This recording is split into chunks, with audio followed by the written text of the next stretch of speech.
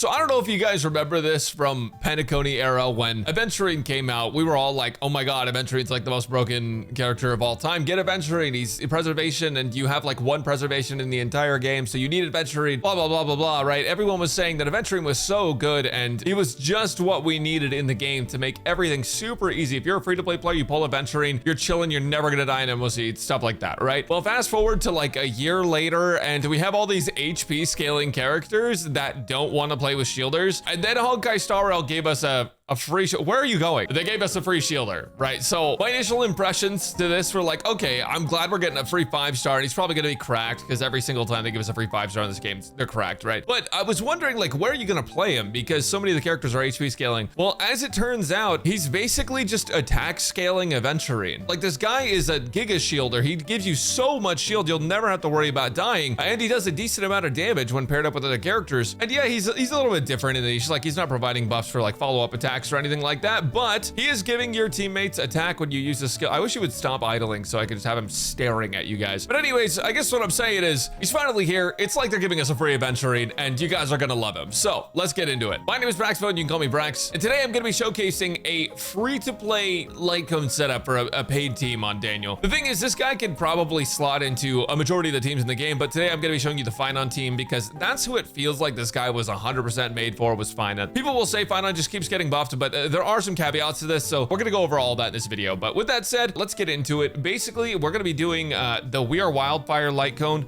This one is honestly ass, but I'll go over the light cones more in depth later. The problem is there's just not a lot of high base attack light cones at all. Like, all the 4-stars are 370 except for like 2. So we're going with the highest base attack light cone that we can. We have 3800 attack, playing Lushaka and Self-Enshrouded Recluse, max traces, 0 Eidolons. So with all that being said, here are my first impressions on the new Dan Heng. All right, so here we are on MOC 12. We're using Finon, Dan Heng, Saridra, and Sunday. So obviously Finon's best in slot team at this point, with the only exception being that if you don't have Dan Heng's signature light cone, I do think sustainless can technically be more damage. But if you're playing a mode like a harder MOC where they're dealing more damage to you, or if you're playing the brand new whale game mode, you're probably gonna want a sustainer for Finon, and Finon gets a big damage buff if you have a shield or a heal target him. So all things considered, he makes Finon's teams like much more comfortable. So you guys are probably wondering, okay, Brax, cut to the chase, what does this guy actually do? Well, Daniel is a shielder much like Aventurine, where he's going to do constant AoE shielding and help out the littlest guy a little bit more. So when you have Dan Heng, if you use this technique here, it'll give the active character that you enter combat with the ability Bondmate. It'll use his skill on them technically, which does matter, by the way. It does not consume any skill points, but it'll give the character that you enter battle with Bondmate. So Finon is going to be the Bondmate, and when you use his skill, it gives all allies shield, but it also is going to give the Bondmate 15% of Dan Heng's attack as well. So you can already see on Finon, like if I scroll down a little bit, I already have 575 attack from Dan Heng. So thank you, Dan Heng, that's great. But what does Bondmate actually do? Well, Bondmate summons the Soul Dragon, which is Dan Heng's summon, and it gives it an initial speed of 165, which is pretty dang fast. And when the Soul Dragon takes action, it's going to dispel a debuff from all allies and shield them. So 1.x healers are an absolute shambles right now. We had characters that were using 1 skill point to cleanse 1 character, and now we have one guy that doesn't use any skill points to cleanse to cleanse debuffs from allies and acts very frequently. So this is kind of insane. But yeah, so he provides a little bit of shield here, and it's based on his attack. He's an attack scaler, which is great because he shares his attack with an ally, so it kind of makes more sense that way. And the shields can stack up to 300% of his max shield provided by skill. The really cool thing about this buff is that it doesn't have the same turn limit that the shields do. So technically, if you're like dying a lot, or if you're taking a ton of damage, you can skill to get more shields up once every 3 turns. But because he's applying shields so frequently, the line does not have to concern itself with it. Also, on top of that, this attack buff is basically just permanent, right? So you just have it the entire time. After a Bondmate's been declared, you don't have to worry about it anymore. You literally just keep the 15% attack the entire time. So that 575 that we have, we're never losing that unless we switch Bondmates, or if Daniel dies, which I don't think will happen. Having fast characters can benefit in another way as well, because when you go look at his talents, first off, I'll just mention he gets like 40% action forward at the start of combat. This is basically just Von Walk but built into his kit. But on top of that, every time the Bondmate uses an attack, Dan Heng gets 6 energy, and Soul Dragon is going to get a 15% action forward. So not only is that thing fast, but it's also getting 15% action forward every time your main DPS attacks. And if you play a fast main damage dealer that's bonded with this guy, then you're going to get a lot of action forward on them as well. But I will say that doesn't matter too much in Sunday teams because the summon counts as belonging to the character that it's attached to. So Dan Heng's Soul Dragon actually counts as Finan summon, which means that whenever Sunday action forwards Finan, it's going to bring up Finan and the Soul Dragon at the same time, which is so sick. On top of that, Sunday gets a huge buff from Free Daniel because his skill gives 30% damage bonus to the character that it action forwards, but if they have a summon, it gives 50% more. So in total, you're now getting 80% damage bonus from Sunday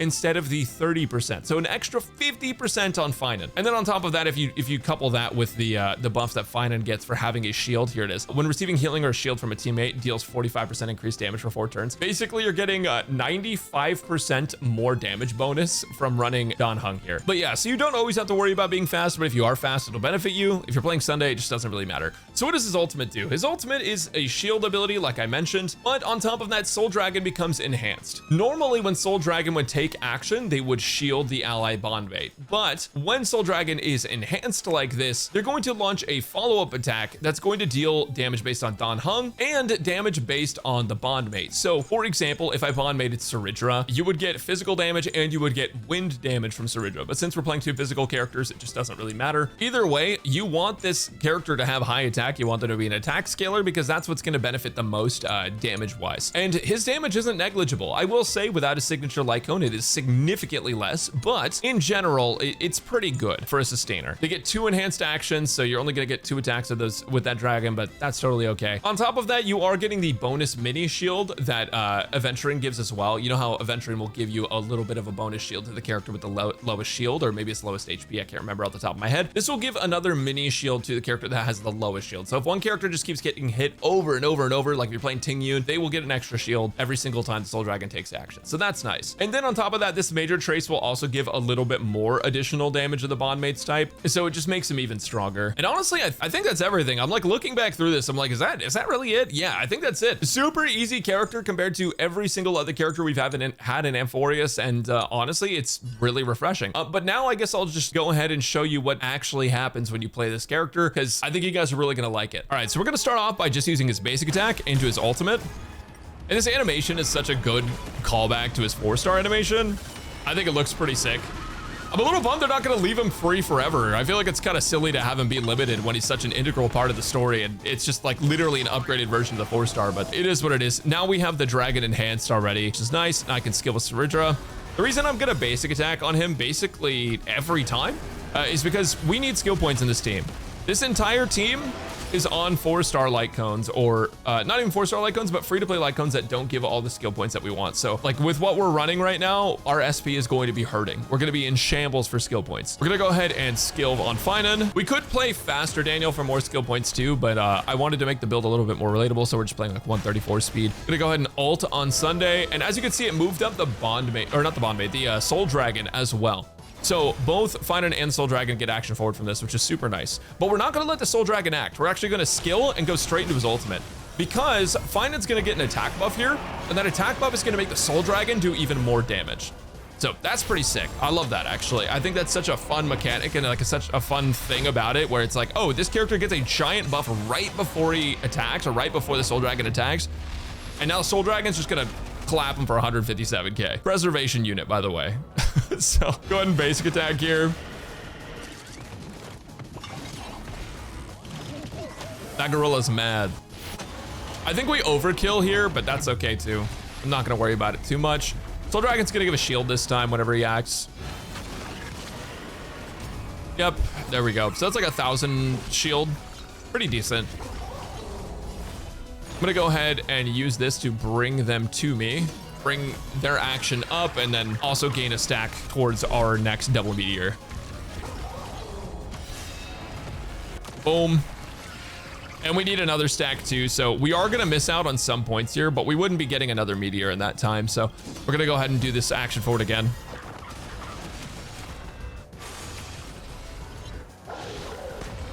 And we'll get a lot of Soul Scorch stacks too, which will be super dope for the damage we're gonna dish back. Also, the dragon's gonna give us some more shield. Very, very nice. Very kind of the dragon. Almost 600k from that. Pretty good. So now we're gonna double bounce skill here, which should kill everything and do a ton of damage to the boss.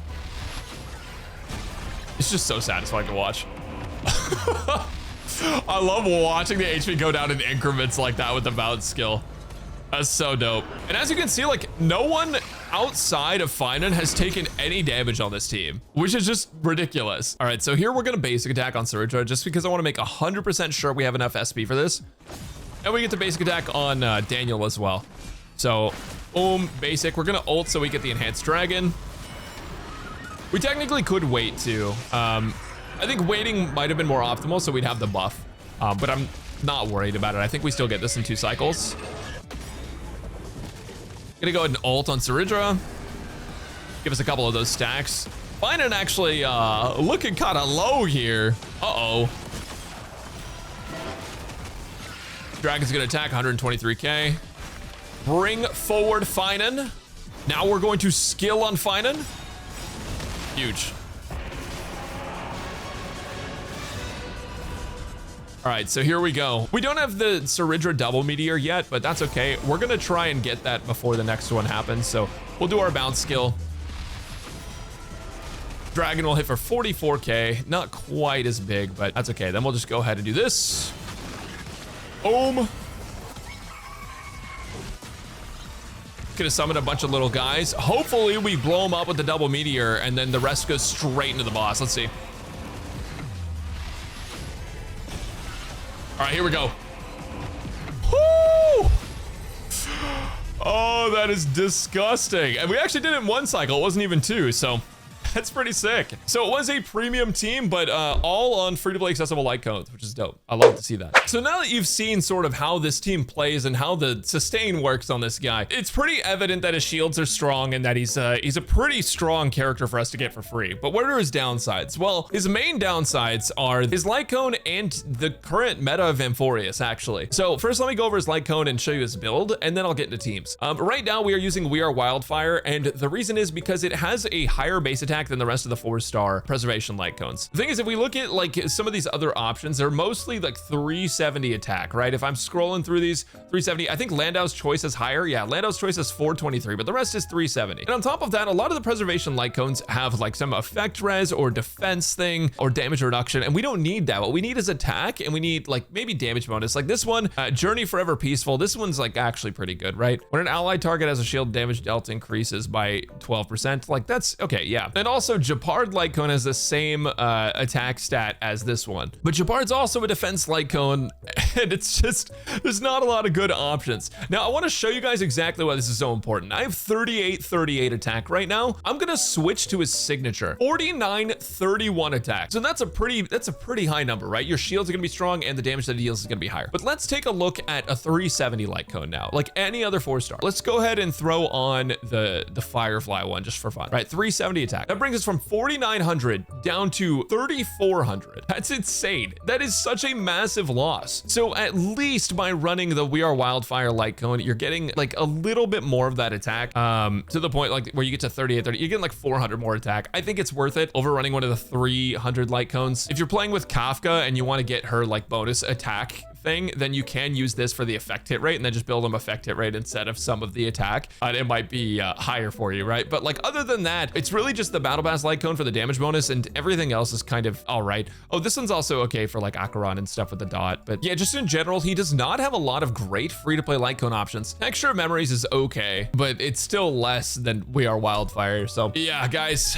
I'm gonna be honest, the light cones may be a little cooked for this guy. But what about his relics? His relics are not that bad. I'm actually opting for a build that probably not a lot of people are going to use. I went with attack. I just went with 4 attack. I decided to run him like some people run Aventurine these days, and honestly, it worked out great. Part of the reason I was okay running attack boots is because I already hit 134 speed. If I didn't hit 134, I would be running speed boots because this guy can be SP positive for you. It honestly should be SP positive for you. I don't think there's any content where you're going to spam shields, right? So you can run him speed boots, and I actually would recommend that typically, but I got him to 134, so I was like, screw it. I want to try and get us close to 4K attack as possible to give Finon a big chunky buff and also deal a little bit more damage from his personal stuff, especially because I'm not running his light cone. But if you're running his light cone, for example, and you switch over to like speed boots, you're gonna hit 4K no problem, because not only does this have a high base attack, but it also increases your attack by another 64%. And if you don't know what that is mathematically, that's literally a relic and a half. So, but yeah, the new set, obviously very good for him. Increase the shield effect provided, and then ally crit damage gets increased, and shield effect increase as well. So very good set for him specifically. And then I ended up running Lushaka to try and give Finon even more attack, but you can also run Penacony on him, which I think not a lot of people have very many built Penacony pieces because they are a little specific, but some folks might. And if you do have a built Penacony, you can run it on him as well with Finon because they are both physical. Another thing is the game will suggest that you run energy regen rope. You can totally do that. If you want to get more ults with him so you get more dragons for more damage, you totally can do that. But again, I went for attack because I wanted to get his attack as high as possible for the safety of the shields, test that out and stuff. And I ended up liking attack better, but ER is fine and is probably better in a lot of teams in specific scenarios, which is like you can go with either one. If you don't have another ER Lushaka rope,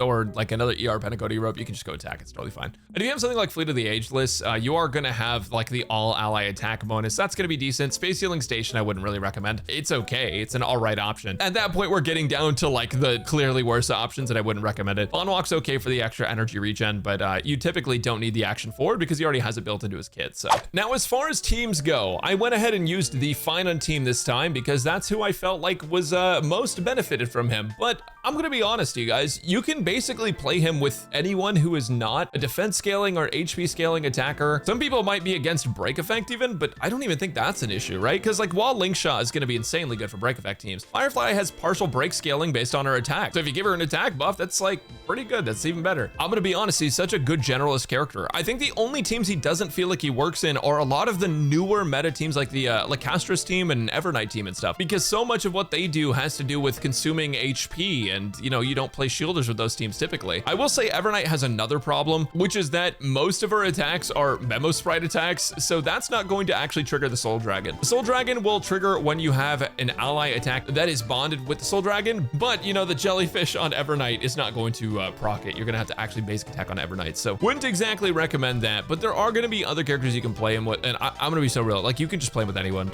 even though it's not gonna give you anything like give all weaknesses to everybody with a Noxa or anything like that. But just because he's such a generalist attack buffing shielder that gives so many shields to everyone, that cleanses everyone, you can play him in any team that's not HP scaling and against any boss that isn't gonna just siphon your HP through your shield. So I don't feel like I need to go into specifics with this because he just works. The only thing that you should really know, the one thing you really want to pay attention to, is just that Sunday plus him is great, because Sunday is going to get an extra 50% damage bonus to whoever he bonds with. So these two as a pair turns into 15% of his attack and 50% more damage bonus from Sunday. Plus you get more actions on the dragon. So overall, like these two together are a pretty big damage increase for any character you pair him with. It's really nice to have what's basically Aventurine, but for free. So for those of you guys who want to know what his Eidolons do, I'm gonna give you the quick rundown. I can't really showcase these to you because otherwise I can't record more on this server without him being E6. So please add a toggle, Hoiverse, I'm begging you. But yeah, so his E1 is pretty big, but it's not gonna be the game changer of all time. It's just really good specifically for Finon teams and pretty good for most teams. It's going to give you a skill point back whenever you use your ultimate on Dan Heng, and also it's going to increase the all-type res pen of your bond mate by 18% for 3 turns whenever that ult happens. So when you have this, if you're not playing with Finon, using an ER rope is probably the better option. However, if you do have Finon, you still might not need an ER rope because you'll get his ultimate pretty frequently when you have like your attack, like you have so many attacks going. So you might be okay. I would have to test this. Honestly, I can't say for sure, but I say if you do get this and you want to know, I would just experiment because it's probably going to depend on how many hits you're taking, whether or not ER rope is better or not with this. But either way, every character can benefit from this 18% all-type res pen. Finon specifically gets a lot of benefit from the skill point thing, especially if you don't have Sunday's Light Cone and Syringe's Light Cone. But moving on to E2, this one is crazy because it increases the amount of action Soul Dragon gets enhanced when you use his ultimate. So his ultimate starts normally gives him 2 enhanced Soul Dragon attacks. Now you're getting 4 every time you ult. And on top of that, the Soul Dragon will get 100% action forward when you you ult with Dan Heng. So the Soul Dragon's going to be attacking immediately. And then on top of both of those things, the additional damage dealt from your bondmate's share of the dragon's damage will be double what it normally is. So let's say your Finan is contributing 80,000 damage. Well, now your Finan's contributing 160,000 damage. Like it's that straightforward. It's 200% of its original damage. And on top of that, you get double the shield, but I don't think the shield even matters because you're never struggling for shield anyways. But this combined with the fact that you're getting more attack just means that what he adds to the team's personal damage is like insane. It's so high. Now E3 is ultimate and basic attack level up. E4 is going to reduce the damage taken by bondmate by 20%. I don't know who this is for, man. This reminds me of when they gave Zhao like extra defense after he was below 50% HP. E5 is skill and talent level up, and E6 is going to make it so the damage taken by all enemies is 20% higher. So it's a 20% vulnerability. On top of that, when you use his ultimate, you also get bondmate split damage, and it's a massive amount. Like it is a ridiculously high amount. His ultimate's gonna be clapping some cheeks. It's gonna do a lot of damage. Amongst all of those Eidolons, like obviously they're gonna make him do more damage. You get a little bit more survivability, but like who cares about that, right? Because like this guy's shields are already so strong. Unless they power creep the amount of damage enemies are doing to you, I don't imagine anything like that will be necessary for a while, right? But between E1 and his light cone,